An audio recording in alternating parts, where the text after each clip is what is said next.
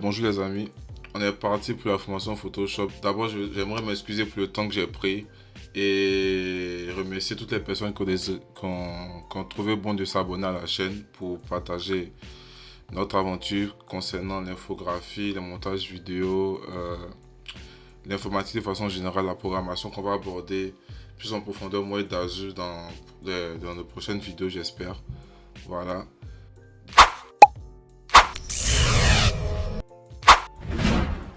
Donc aujourd'hui, on va débuter la formation sur Photoshop.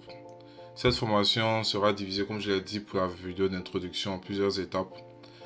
Aujourd'hui, nous allons parler d'un sujet très important pour toute personne désireuse de vouloir apprendre Photoshop, l'infographie, le montage photo et tout. C'est les pixels. Qu'est-ce que c'est qu'un pixel? Un pixel, c'est l'unité de base d'une image, c'est-à-dire que c'est un carré. Généralement, on va parler de carré, mais même ça peut être des rectangles, mais prenons cet exemple directement. C'est un carré unicolore, c'est-à-dire qu'il aura une seule couleur, il pourra soit être jaune, soit être vert, soit être rouge, bleu, etc. Et ce pixel-là, on aura une association de pixels pour former une image en fait. Par exemple, si je prends cet exemple-là pour vous. Ici, on se retrouve sur mon ordinateur, j'ai téléchargé quelques images. Si je prends cette image de chien, par exemple, on voit très bien qu'il y a la dimension 200 x 200 avec une taille de 41,3 KB. Voilà. Donc, 200 x 200, ça signifie quoi? Ça signifie simplement qu'il y a 200 pixels en largeur pour 200 pixels en longueur. Voilà. Donc, si j'ouvre par exemple cette image,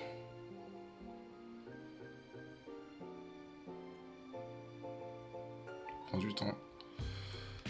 Voilà, je peux zoomer à l'instant. Ce qu'on remarque, c'est que lorsque plus je zoome, plus cette image devient floue en fait.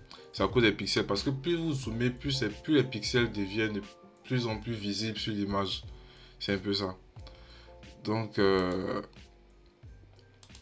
à contrario, je peux prendre une autre image. Cette deuxième image de chien par exemple. Vous voyez que celle-ci elle est plus nette comparée à l'image précédente que j'avais placée auparavant. Je vais retourner par exemple.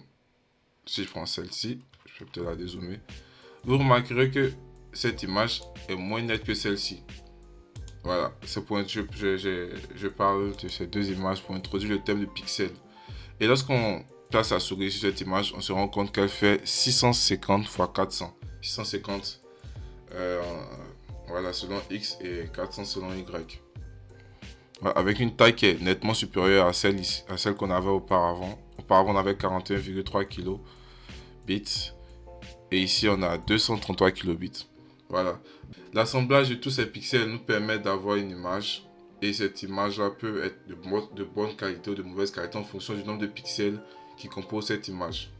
Donc, on va travailler sur Photoshop avec des pixels, contrairement à d'autres logiciels comme Adobe Illustrator qui travaillent eux avec des vecteurs par exemple. Voilà. Donc, maintenant que je crois que j'ai essayé de vous expliquer c'est quoi des pixels, je vais vous donner au moins quelques sites sur lesquels vous pouvez aller trouver ces pixels en question. Voilà, d'abord, Pack Office, ok. Le premier site que j'aimerais vous montrer, c'est Freepik. Freepik, c'est un site, bon, si je reviens en arrière, je fais des recherches. Voilà, Freepik, c'est comme ça, en entrée. C'est un site qui est payant, mais qui offre des images, un nombre d'images limité par jour, si je ne me trompe pas. Je ne connais pas le nombre, mais par jour, gratuite. Ça suffit pour trouver des modèles Photoshop pour vous entraîner dans la conception de vos affiches.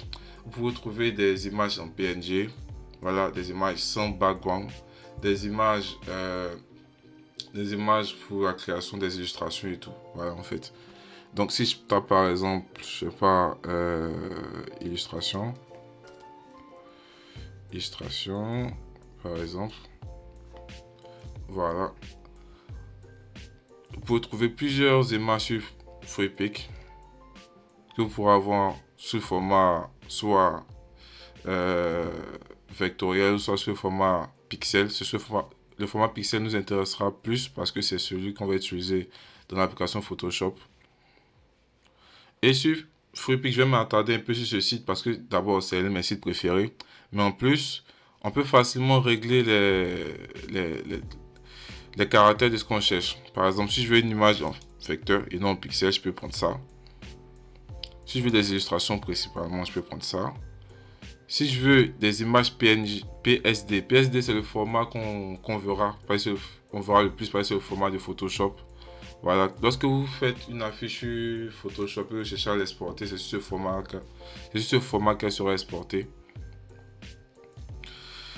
Comme vous pouvez remarquer, il y a certaines images avec ce symbole-là, c'est-à-dire la couronne dorée. Les images avec ce symbole-là sont des images payantes. Donc pour y avoir accès, il faudra payer une certaine somme. Moi, je travaille avec les images gratuites, ça me va très bien.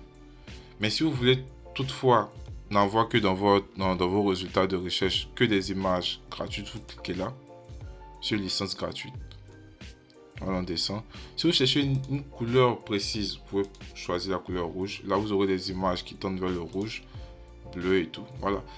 En fait, Freepik, c'est l'un des meilleurs sites pour les designers. C'est franchement le site que j'utilise le plus dans mes créations, créations visuelles et tout. Mais après ça, il y a aussi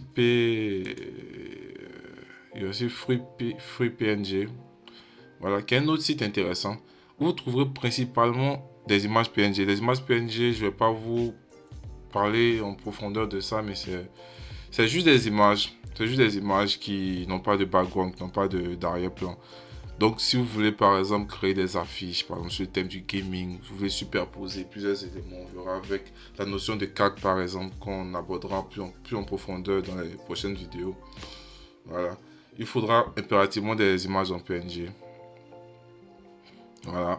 Et je vous précise que ce site-là est totalement gratuit, je pense. Je n'ai jamais payé une somme avant d'avoir accès à ces images. Il suffit juste de cliquer. Voilà, l'image est là. Après, vous appuyez sur télécharger. Voilà. C'est un peu ça.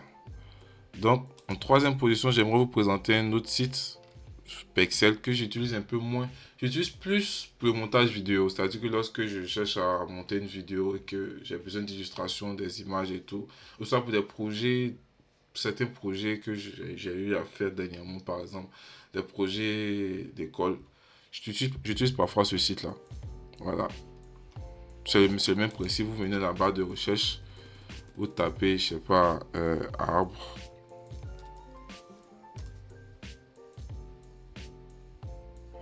Et vous aurez des images. Tout ça. Voilà. C'est un peu ça. Donc, maintenant on a parlé assez brièvement de ce que c'est que les pixels et que je vous ai présenté quelques sites sur lesquels vous pouvez aller trouver des images. Parce que je vous rappelle, Photoshop, l'infographie, c'est juste le fait d'ajouter des effets et de superposer des images déjà préexistantes. Laissez-moi vous donner un conseil concernant l'infographie.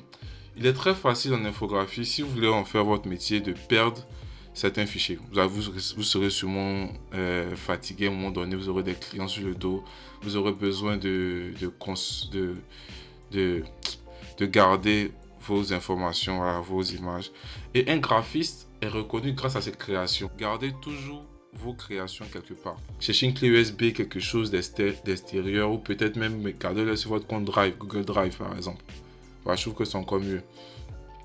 Donc maintenant qu'on a parlé des pixels et tout, l'application Photoshop, j'imagine que vous l'avez. Lorsque on ouvre Photoshop, on descend sur une fenêtre comme celle-ci. Vous n'aurez sûrement pas ça, les différentes fenêtres qui sont là parce que c'est moi-même qui les personnalisé de cette façon pour me faciliter le travail. Mais normalement, vous aurez ce genre de choses là. Si vous utilisez la dernière version ou pas, ça différera peut-être brièvement, mais pas tant que ça. Voilà, avec les différents rubans qui se déroulent là, fichier, édition, image. Donc, je vous remercie d'avoir été présent durant toute cette vidéo. J'espère que je vous ai hypé pour la suite. Voilà, on va continuer cette formation. Je vais maintenant rentrer dans le logiciel. Je vais faire une deuxième vidéo. Je vais globalement présenter l'univers du logiciel, peut-être tout ce qui est calque, tout ce qui est fenêtre, tout ce qui est outils. Voilà. On fera comme ça peut-être 3 4 vidéos, 5 vidéos, même s'il le faut, pour découvrir l'univers de Photoshop avant même de commencer à créer. Parce que je trouve que c'est quelque chose d'assez important pour tout bon infographe de connaître son logiciel pas parfaitement, mais un minimum avant de commencer à se jeter, superposer des images et tout. Voilà. Donc à plus et pensez à vous abonner si vous avez aimé la vidéo. Voilà. À plus.